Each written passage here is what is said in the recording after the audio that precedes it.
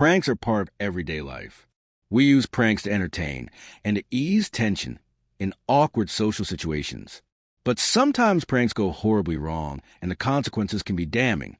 Today's case begins with a prank that ended up having a snowball effect and ultimately destroyed a family. Compounding the situation was that the entire drama unfolded on social media. But what happens when the joke is over? Who do you blame when it all goes wrong? Our case today takes us to a new territory. We venture to India, the home of spice and, more importantly, Bollywood. In this episode, we visit Kollam, one of 14 districts in the state of Kerala. Kollam is best known as the cashew capital of the world and is the largest border of processed cashews in India. The Kollam port was made famous by its role in the international spice trade. During the early years of civilization, Kollam was known to have had trade relations with both Phoenicia and ancient Rome. Today, though, it's captivated the public's interest for much darker reasons. Tuesday, January 5th, 2021 was a typical morning for a 55-year-old Sardar Shehan Pill.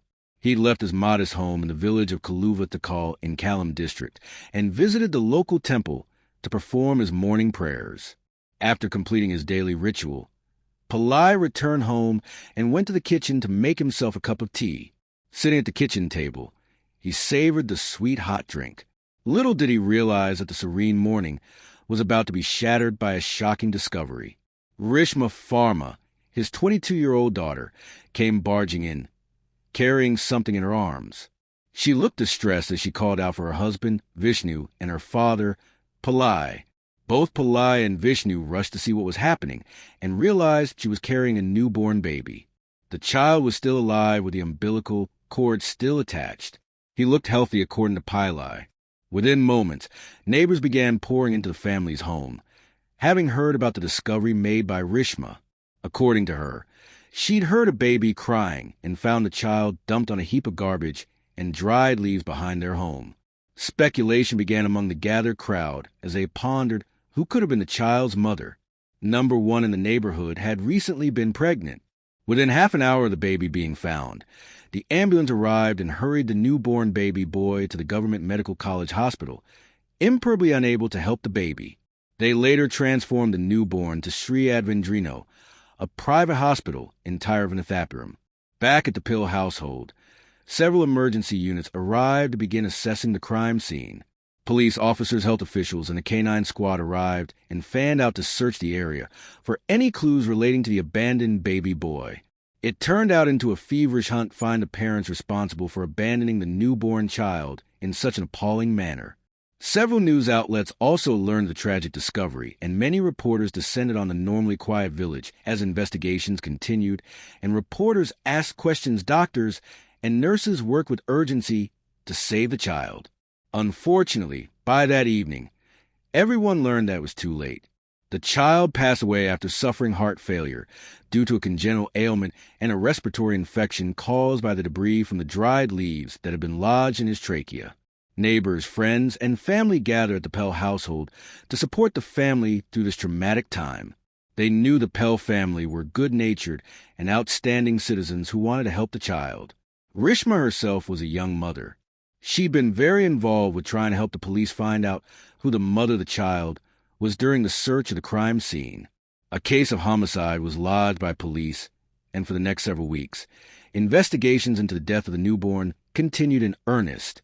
Accredited social health activists from the Ministry of Health and Family Welfare were deployed to Kalawathakal and neighboring villages to interview and look for women who were pregnant or had recently given birth. Investigators worked with hospitals and clinics to obtain CCTV footage and lit through various records and databases to see if anyone had registered at their health facilities for prenatal treatment or had visited the facility to deliver a baby. Investigators also obtained cell phone records from the towers in the area to ascertain if any of the numbers that pinged off their networks could lead them to their suspect. All these efforts were in vain as number one could be identified or eliminated. As a last resort, investigators obtained a warrant from a local magistrate that allowed them to take DNA samples from those suspected of being responsible for crime. These samples were collected and tested against those taken from the newborn child. It was going to be a long process with COVID-19 infections surging and the Corolla Assembly elections taking place.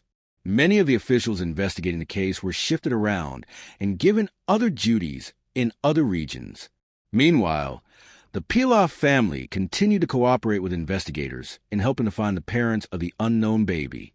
It was a shocking discovery in their normally peaceful and family-oriented village for 5 months. Villagers continued to question how the baby boy came to be in their little village of Kalavadigal. They also questioned behavior of the person responsible for crime. The Pill family were held in high regard in their village, and the community commended their hard work during the investigation. It truly was a shocking event, but the real shocker was about to turn the investigation on its head. The villagers were about to discover a bizarre twist in the case, something that undoubtedly left them questioning if they truly knew their own neighbors at all. On June 20th, 2021, police ended on the Modest Pile household with a warrant of arrest for Rishma Verma, the woman who discovered the newborn baby. The discovery of the baby had already swept through the village like a wildfire. What they were all about to hear next was bound to open the floodgates of a sordid tale of deception. It was a disturbing turn of events to discover that the person being hailed a hero was, in fact, a wolf in sheep's clothing. DNA results prove that Rishma and her husband Vishnu Verma were the biological parents of the newborn discovered in the dump. Rishma was then charged with killing. She was arrested and taken into custody at the Chatham Nor police station for questioning, where she told the investigators a story of finding love and how it turned her into a murderer. In early 2020, Rishma had allegedly befriended a man named Anand on Facebook.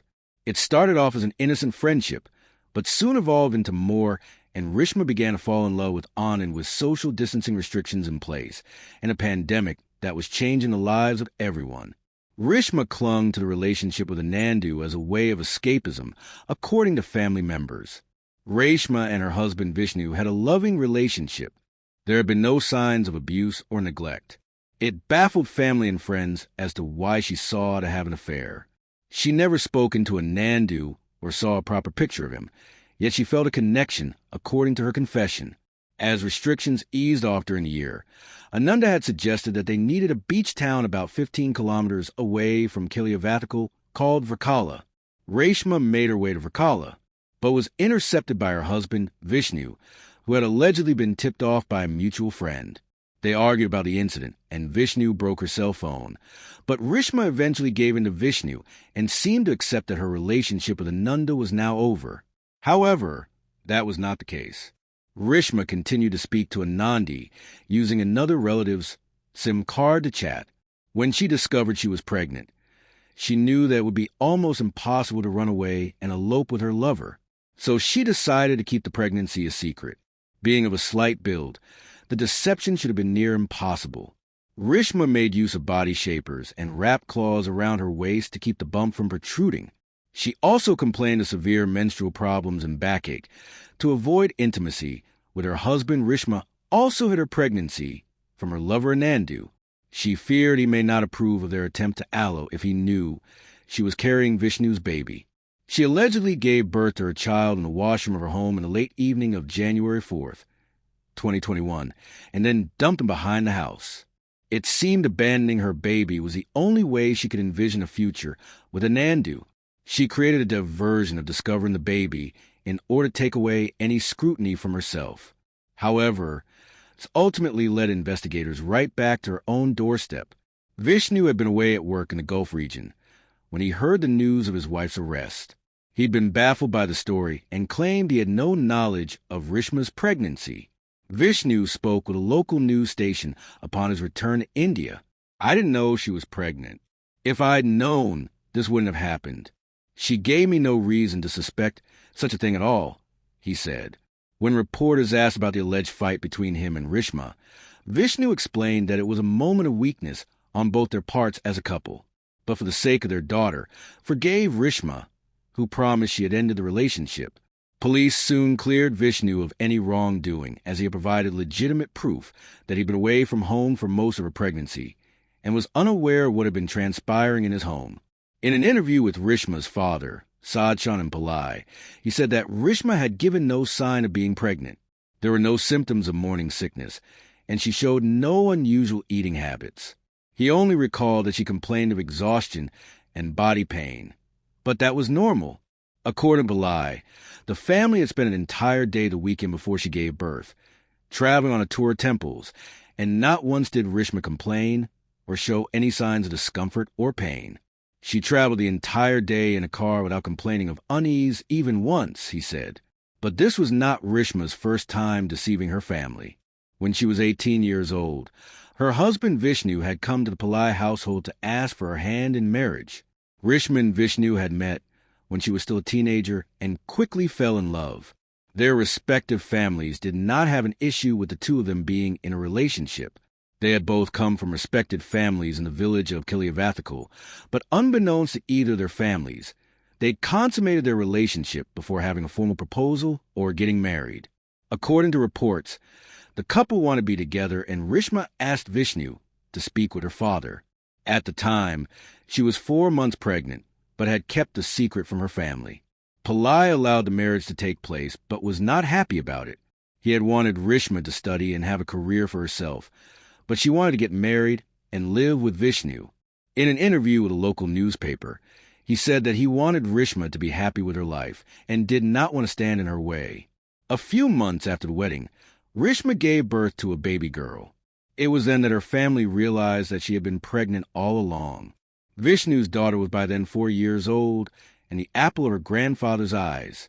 A neighbor of the Pillai also spoke about how Rishma had fooled them all following the discovery of the baby. He posted a photo of the baby on Facebook, believing the mother was summoned from their neighborhood. Rishma, he said, was always on the scene willing to help. Rishma was at the center of that melee. She was very calm, walking all over the place and talking to everyone. There was no reason to suspect her at all, he said. Now that investigators knew the reason behind Rishma's crime and a little about her background, they began to look into Andrew's Facebook account and wanted to ask him a few questions regarding the incident. Police found hundreds of text messages exchanged between Rishma and Anandu.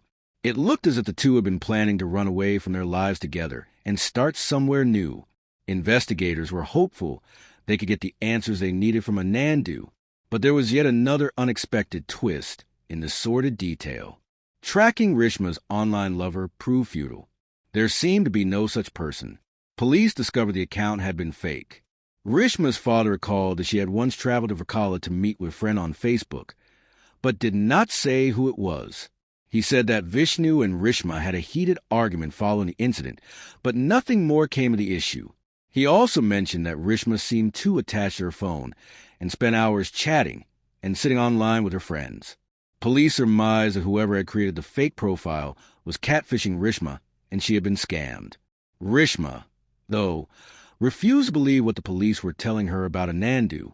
She was adamant that he was a real person.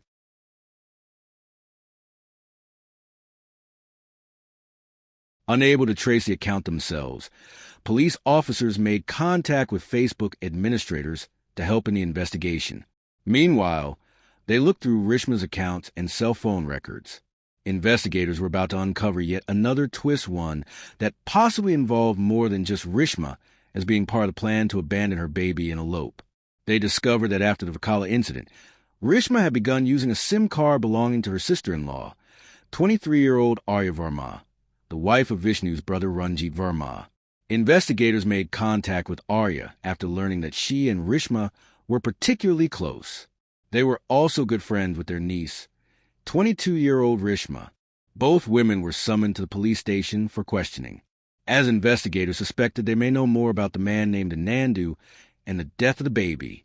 What happened next threw investigators into a tailspin. The case was about to take yet another dark twist that at first did not add up. On June 24th, 2021, Arya and Grishma failed to report to the police station. Investigators set out to visit both of their homes and discovered both women had gone missing. They tried tracking their social media activity and found that both Arya and Grishma had suddenly fallen silent on the afternoon of June 24th, 2021. Having already gotten hold of cell phone tower signals for the initial case, investigators were able to track their location to a spot near the Athakara River, a river known for its dangerous currents. CCTV footage located near the area revealed that both women were last seen walking near a road close to the river. Fearing the worst, dive teams were assembled and a search of the river and surrounding area were conducted. On June 25, 2021, the bodies of both Arya and Grishma were recovered from the river. Police later discovered a letter written by Arya. Arya wrote about the ordeal they suffered because of Grishma's selfish actions. "I've only wanted to see their lives getting better. Please take good care of my son. I wasn't finished enjoying my life with Rentshift, but I cannot bear being arrested by police in a case involving the killing. Please forgive me." It read, "Police initially believed that both women knew of the plot concocted by Rishma to abandon her newborn and run away with her lover. For a while, it was believed that all three women were hatching a plan to help Rishma find a way to escape her marriage in her home. This theory was supported by the family, who claimed the three women shared a close bond. However, they were confused by their actions as Rishma had seemed happy with her life, and Vishnu had only ever been a hard-working and faithful husband. Rishma also allegedly told police that both Arya and Grishma knew about the baby. Rumors began to spread in the village, and the Pill family shied away from public scrutiny. But the story was not so simple. More revelations would prove that sometimes an innocent joke can have severe consequences. It was then that a close friend of Grishma came forward and provided police with sworn testimony that proved Grishma was the only person responsible for abandoning her newborn baby. This friend, who wanted to remain anonymous, revealed that Arya and Grishma had been the two women responsible for creating the fake Facebook out of a Nandu. It had started as a prank between both women, but soon spiraled out of control. Both Arya and Grishma wanted to see if Grishma would fall for another man while being married to Vishnu. This was after they discovered that Grishma had created several different Facebook profiles and was chatting with other men while Vishnu was away working. They started to chat with her and began having a virtual affair. Neither of them knew how serious Rishma was about leaving her husband, nor did they have any idea that she was pregnant. They went as far as to hire someone to go to Virkala when Rishma arrived for the meeting with an Andu and report back to them. Then they also secretly tipped off Vishnu, hoping he would find Rishma and find out she was carrying on a virtual affair behind his back. According to the friend, both women had no idea that Rishma had fallen so desperately in love with Ayanda that she would stoop to this level. The testimony was backed up by Arya's mother-in-law, who confirmed that the day following Rishma's arrest, Arya had become tense and agitated. Her entire personality turned dark. Arya's mother-in-law then said that Arya told her she had made a huge mistake. She went on to tell her about how she and Rishma created the Ananda profile on Facebook, and how Rishma was chatting to another man while she was married to Vishnu. After what happened, Arya felt enormous guilt, and both she and Rishma were too ashamed to continue living. Both families then had to grapple with the effect that the social media prank had on their families.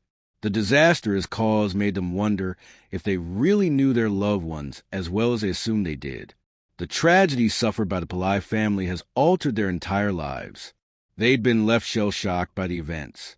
Following her arrest in June 2021, Rishma was diagnosed with COVID-19 and was treated at a women's healthcare facility.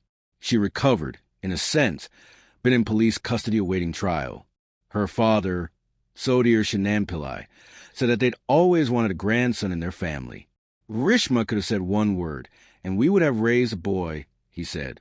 The Verma family, too, has suffered a tremendous loss. They've lost two daughters in a senseless manner. Similarly, they feel there's no point in digging deeper into what caused all the drama in their quiet lives.